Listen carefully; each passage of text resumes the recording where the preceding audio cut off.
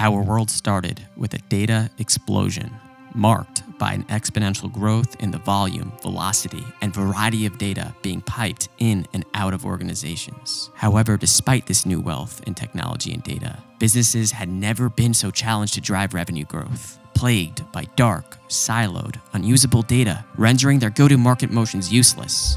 Until one day, the most courageous data heroes took back control of their company's most valuable asset, transforming their customer data sets from a burden to a true system of insight, capable of automating sales motions, delivering personalized marketing programs at scale, and driving predictable revenue growth for their business. Welcome to the Data Heroes podcast, powered by RingLead.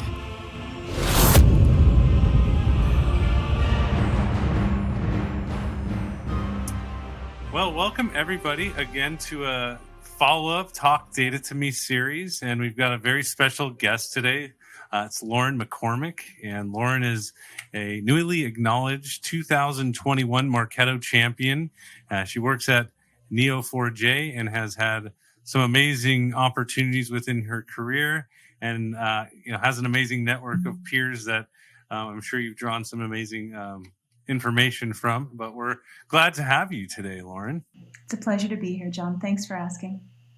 Awesome. Well, we have a really great audience. There's a mix of business decision makers, technical, implementers, and, it could be sales ops, marketing ops. And we're always looking to kind of learn more about you and what got you to the point you're in today, and what you would be doing if you weren't doing what you were doing today. So I think we'll just jump right in, put the spotlight right on you, and ask you, what was your journey like becoming a data hero? Oh my goodness, I don't know if I'd use the phrase data hero, but I can tell you a bit about how I ended up where I'm at today.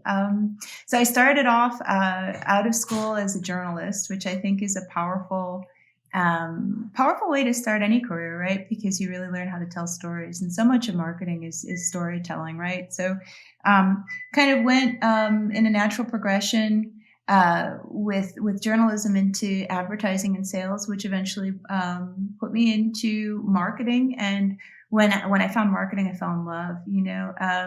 I was at a boutique digital agency that was doing direct response campaigns, some of the most interesting direct response campaigns early on, and really taught me a lot about optimization, and the importance of landing on the right kind of messaging, the right call to action, the most compelling kind of campaign to really maximize ROI. So learning how to tell a story, learning how to quantify and measure and optimize for revenue really kind of set me up nicely for marketing automation, because when Marketo came out with their push for having a seat at the revenue table, that really resonated with me, and I was lucky enough to meet up with a really visionary VP that wanted to implement marketing automation and CRM at an insurance software company. And he and I spoke at length. I remember that it was a blizzard outside, and we talked until the snow was maybe 3 feet high. There was such a great chemistry there, right? And it was a little bit of a tedious drive home, but it was a wonderful conversation. And I think this was right in the early days of Marketo, over a decade ago, and it really revolutionized the company, right? So we went from a marketing organization at this insurance software company in Chicago that was doing donut carts weekly, or Christmas photos or pictures with the Easter Bunny. We literally had an Easter Bunny costume in a supply closet with our tchotchkes, or like the summer employee picnic, to becoming revenue, like an early model revenue ops department, which was super, super powerful at the time. And, before I knew it, the Easter Bunny costumes were no more. And, I had a seat at the boardroom table, which was really just a really transformative situation to be in. So it was an honor and a pleasure to kind of learn at the ground floor with Marketo. But ever since, it's been exciting, and just mainly, I really enjoy sharing the experiences, the stories from the trenches, as it were, with other people to try and help make other people successful in the platform. So I think, after years of being kind of an evangelist for the brand, it's really nice to see it all culminate. And now I have opportunities like this to share information and thoughts for what they're worth with other people. So truly honored and feel really fortunate for those opportunities. Yeah, that's really cool. I think most, there's always this like story of aligning sales and marketing, and For sure. most salespeople or leaders would be happy to have the background of their, marketing automation specialists to have a journalism, which we all love journalists because we need them to tell our stories. And I just think it's such a valuable skill. And then there was also your other opportunity was, come on, direct response marketing is like, that's what we do, right? It was wonderful. It was wonderful. I look back so fondly. I still keep in touch with Bridget and Jeff Korish that founded the company that I worked at, and they were amazing. They were Shark Tank before Shark Tank was a thing, and such an honor to learn from such brilliant people. And we would test offers. Cheesy as it sounds, Snuggie came to market, and several of the iconic brands of that boom, we beta tested them online. We would take a paid media test and just build out a website and see if indeed those offers could be optimized for a nice high average ticket that would result in millions and millions of dollars, sometimes, over a really short period of time, and we'd continually optimize, right? So it was like the ultimate test lab where you would see if Aqua performed better than Orange for a button, or maybe adding a get started now or try it now, or changing the URL name, buy product versus get product, seeing what really tiny little tweaks you could make that would boost revenue. What a fun experiment. And it was a fun experiment every day. So that was really a treat. And it's perfectly paired with technology too, because again, I'm just going to go back to like a salesperson's dream is a direct response marketer who has access background in journalism. But again, I just see this as like a lot of Marketo persona, individuals are, you got different mixes, but some of them are from IT. They don't have that marketing background. And so we see a lot of nurture being the focus and life cycle management, but like, there's not like this expertise at the Marketo admin level of how to test demand gen and like landing pages, advertisements, headlines. And I think to have that is super special. So maybe we'll dive in a little bit deeper there. But sure. I have another question for you, Lauren. What would you be doing if you were not doing what you are today? It's an interesting question. I just really enjoyed teaching. In my undergrad, I was fascinated with 20th century poetry. I always kind of thought like a university professor would be fun. I love kids. I love people that love to learn, and I love just to get people excited about learning.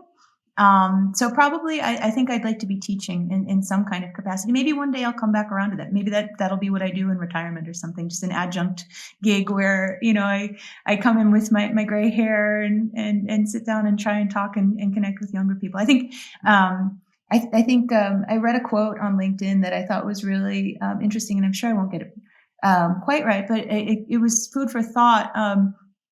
People should have a mentor that's younger than them.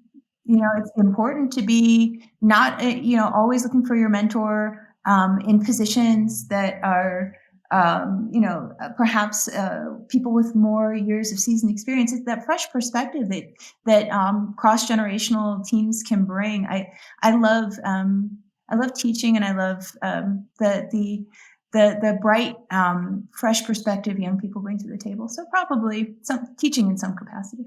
That's amazing. I like the idea of seeking mentors that are not just older, but also younger. And again, you want a marketer who wants to educate, right? It's like journalism. We got direct response and education. Okay, great. We love all those things. Now let's go into like why Marketo. It sounds like you kind of told us the story. Sure. Is like you got in a room with a bunch of awesome people and you said, hey, like we're going to go to market and got this platform Marketo, but now you've got this brand around yourself and the ecosystem, and like, just tell us like why you chose to be this Marketo persona.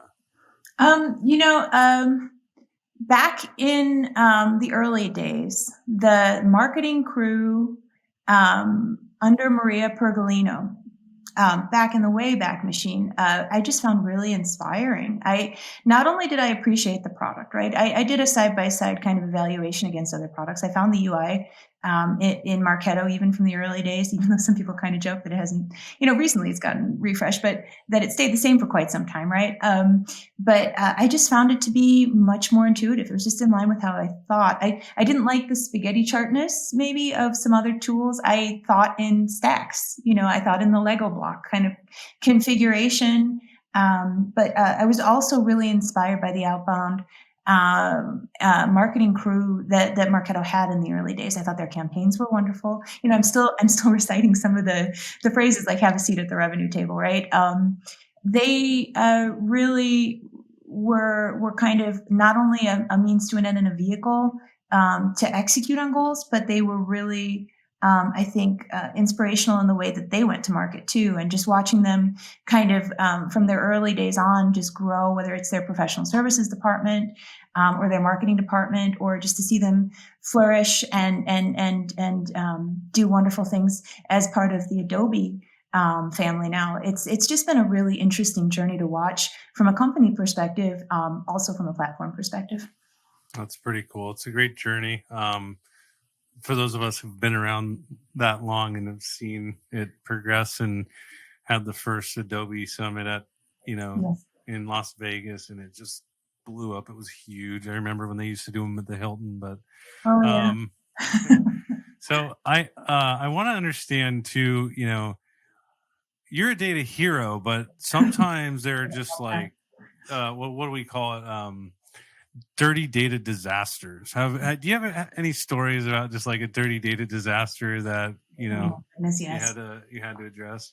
Well, back when I was working with Dave Lewis and the Demand Gen crew, what a wonderful place! Like when I first came on board, they were mainly an Eloqua shop, and there was one brilliant woman before me, Nova Kopitar. I was the second Marketo hire on the team, and I remember consultative kind of questions where we would ask, right when we were doing discovery calls, maybe sometimes pre-sale discovery calls, maybe sometimes onboarding and kickoff calls.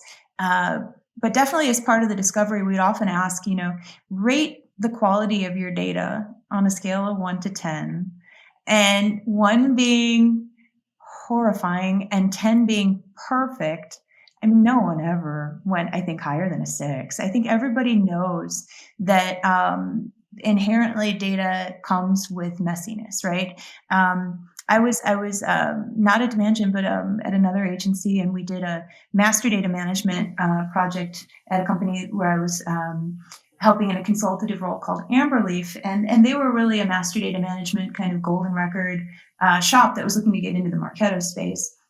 And this wasn't necessarily a Marketo project, but I was asked to help out with a project at Keurig, where we were looking to aggregate all of this data from the 80s, whether it be like QVC orders, all the way through Walmart orders, through corporate orders for like machines that were brewers and giant headquarters in Manhattan, to people in their homes that have maybe bought multiple machines and have K-Cup subscriptions.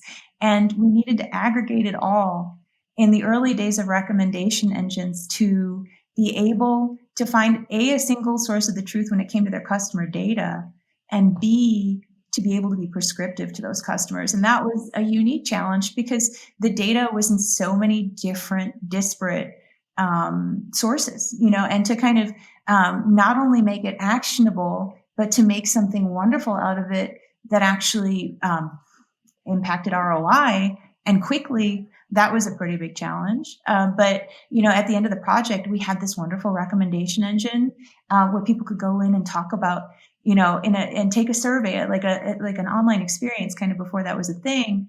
And you would say, do you prefer the scent of leather and chocolate to, fruit, or, and we would like make it like a sensory experience for people, and they were having a horrible quarter, and it managed to turn everything around in a wonderful way. A, because the data was actionable, and B, because it was a human experience. It wasn't taking the data, spinning it up, and talking to their old customers that maybe had left, and new prospects, in really sterile clinical ways. It was more about engaging them in a one-to-one way instead of a one-to-many, that made it really feel personal.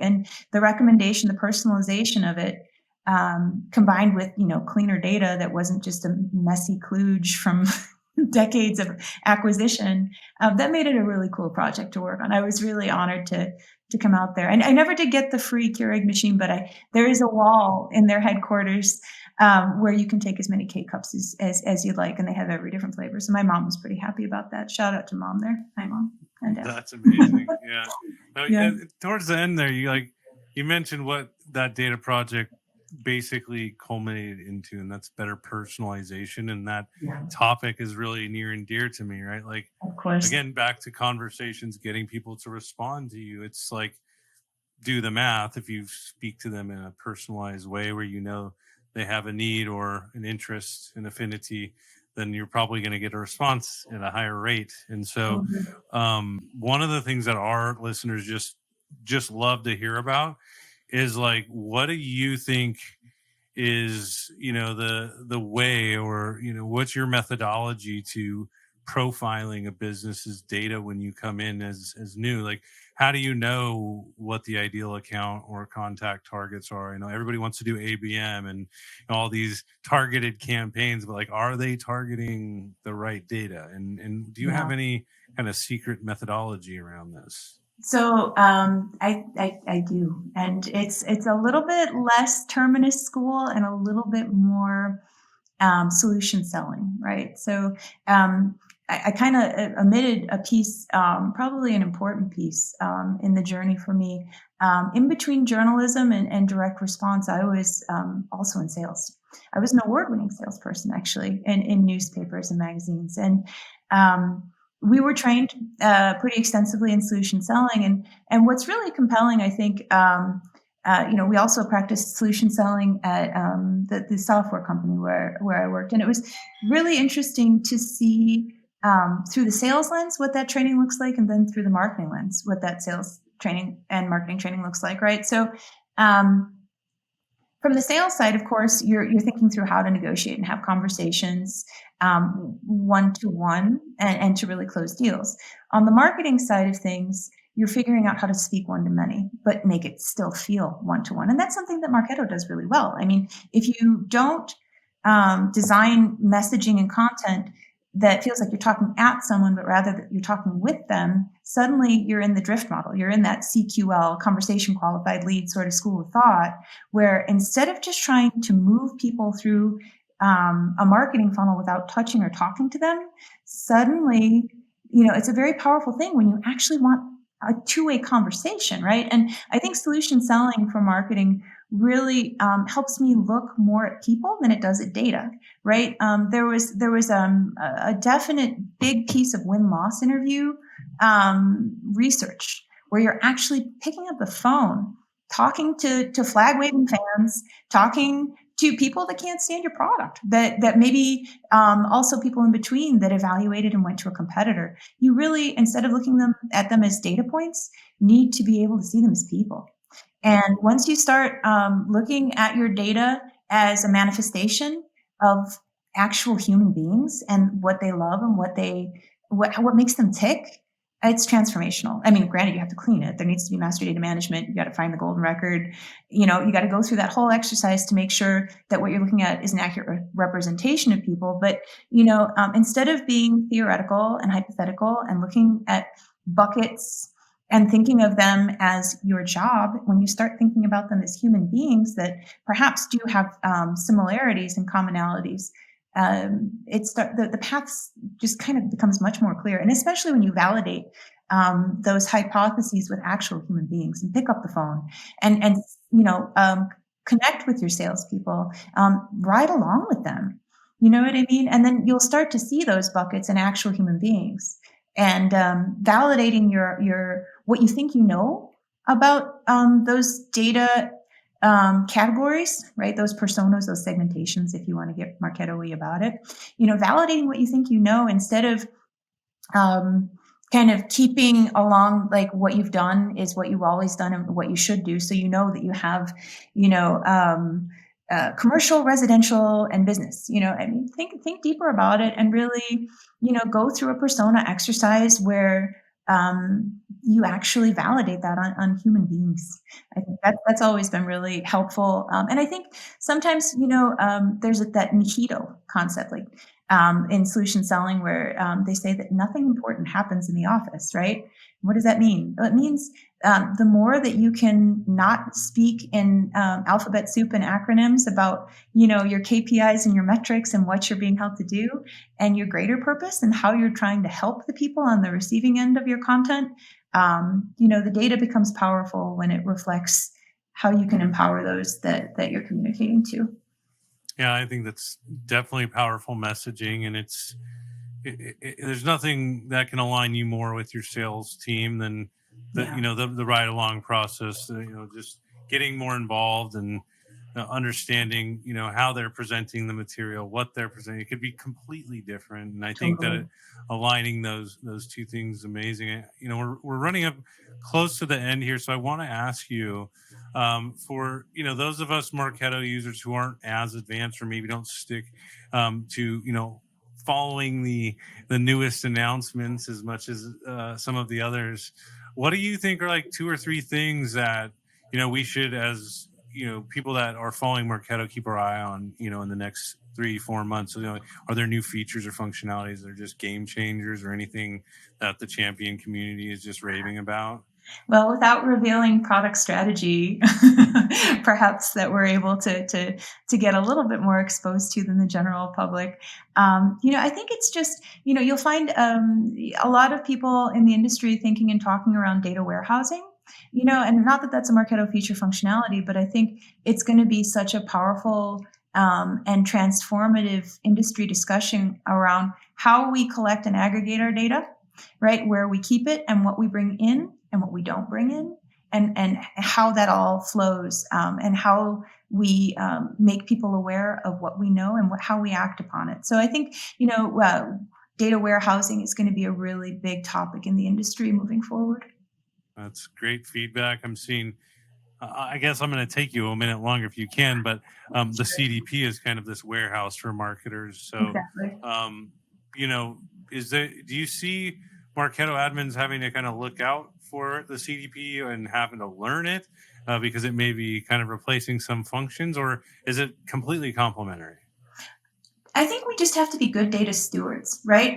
It's just like when you integrate a marketing automation with CRM. Don't bring everything over just because you can, right? Don't map every field just because it's there. I think there'll always be a place for marketing ops, and it's just a natural evolution as companies accumulate more and more data that we have to figure out what's actionable, and that can't be automated and that can't be phased out, right? So I think we're the necessary connective tissue that facilitates what's getting passed on to sales as well. So, I think just being a good data steward and evolving along with the amounts of information that we're receiving is the best way to just stay relevant and to do the most good for your prospects, your customers, and your company.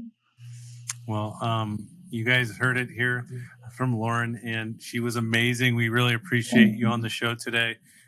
Think you're doing tremendous work, and been part of tremendous organizations. I mean, Demand Gen, Neo4j. I love these companies. And we'd love to have you on the show again sometime soon so we can dive deeper in some of these topics. But we really do appreciate you. Thank you for joining us today. Thank you so much, John. The pleasure's all mine, and have a wonderful, wonderful day. Thanks for asking me, and I'd be happy to come back anytime.